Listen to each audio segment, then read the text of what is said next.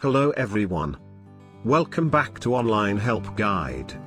Today, in this video, I will be showing you how to pin a comment in a TikTok video. First, unlock your mobile phone and open the TikTok app. Once you open the TikTok app, you will see the inbox icon at the bottom right next to plus icon. Tap on it. At the top of the screen you will see all activity. Tap on it.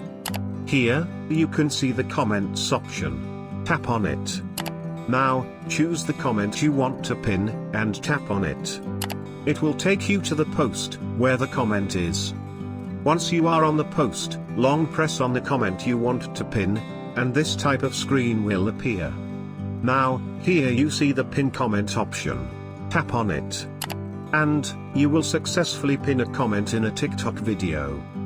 Thank you for watching Online Help Guide. Hope this video was helpful, and you're able to pin a comment in a TikTok video. If you like our video, then don't forget to hit the like button and comment down if you have any questions or feedback. Also, don't forget to subscribe and hit the bell icon to our channel.